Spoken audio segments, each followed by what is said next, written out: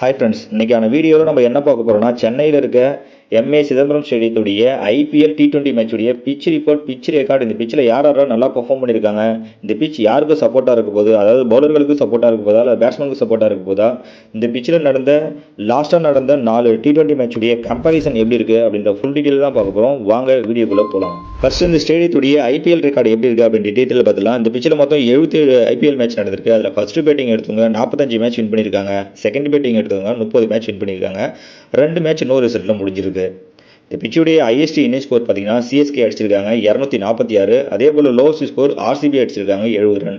இதே பிச்சில் 201 ரன்னை சேஸ் பண்ணி பஞ்சாப் வின் பண்ணியிருக்காங்க. இந்த பிச்சுடைய ஆவரேஜ் ஃபர்ஸ்ட் இன்னிங் ஸ்கோர் 163 இருக்குது. ஆவரேஜ் செகண்ட் இன்னிங் ஸ்கோர் 130 இருக்குது. இந்த பிச்சுடைய பவுண்டரி லென்த் பார்த்தீங்கன்னா 68 மீட்டராக இருக்குது.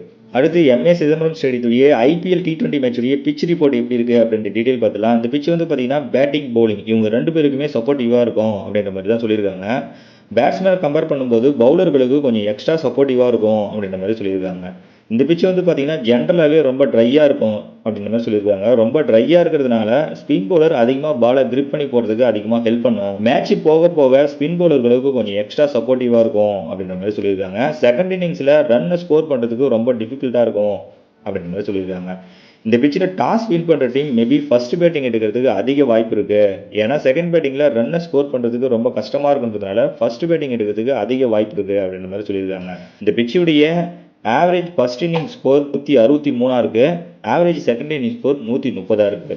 அடுத்தது பிச்சில் லாஸ்ட்டாக நடந்த 4 T20 ஐபிஎல் மேட்சுடைய கம்பேரிசன் எப்படி இருக்குது அப்படின்னு டீட்டெயில் பார்த்துலாம். ஃபர்ஸ்ட் மேட்ச் 23/5/2023 நடந்திருக்கு. இதில் ஃபர்ஸ்ட் இன்னிங்ஸில் 172 ரன் அடிச்சிருக்காங்க. இதில் ஸ்பீட் பவுலர் 5 விக்கெட் எடுத்திருக்காங்க. ஸ்பின் பவுலர் 2 விக்கெட் எடுத்திருக்காங்க.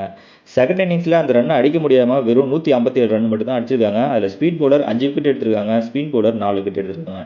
இந்த மேட்ச் ஃபர்ஸ்ட் பேட்டிங் எடுத்த டீம் வின் பண்ணியிருக்காங்க. செகண்ட் மேட்ச் 14/5/2023 நடந்திருக்கு. இதில் ஃபர்ஸ்ட் இன்னிங்ஸில் வெறும் 144 ரன் தான் அடிச்சிருக்காங்க. அதில் ஸ்பீட் பவுலர் 2 விக்கெட் எடுத்திருக்காங்க. ஸ்பின் பவுலர் 4 விக்கெட் எடுத்திருக்காங்க.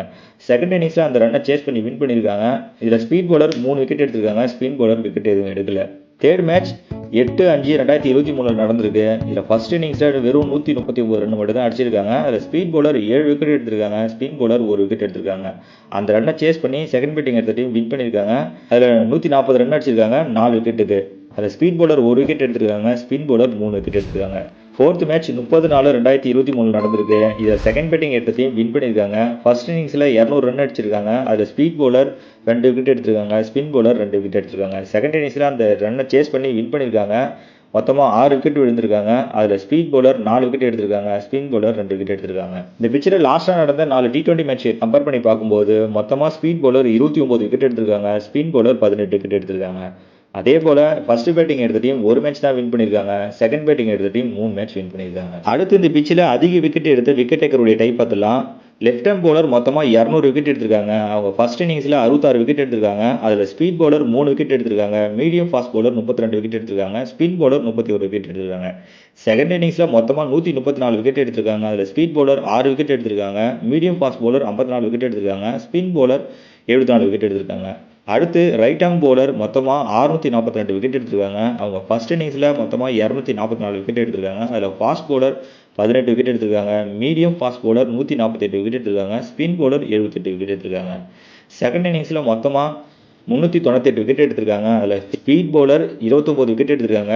மீடியம் ஃபாஸ்ட் பவுலர் 219 விக்கெட் எடுத்திருக்காங்க. ஸ்பின் பவுலர் 150 விக்கெட் எடுத்திருக்காங்க. இந்த விக்கெட் டேக்கருடைய டைப் நம்ம கம்பேர் பண்ணி பார்க்கும்போது ரைட் ஹேண்ட் பவுலர் அதிகமாக விக்கெட் எடுத்திருக்காங்க.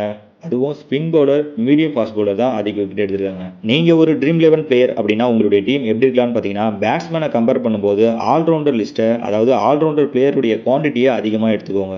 எதனால் அப்படி சொல்கிறேன்னு பார்த்தீங்கன்னா, இந்த பிச்சில் medium fast bowler spin bowler தான் அதிக விக்கெட் எடுத்திருக்காங்க. அதனால் ஆல்ரவுண்டர் லிஸ்ட்டை அதிகமாக எடுத்துக்கோங்க. அதே போல் நீங்கள் பவுலிங்கை செலக்ட் பண்ணும்போது medium fast bowler spin bowler மட்டும் செலக்ட் பண்ணி வச்சுக்கோங்க. தேங்க்யூ.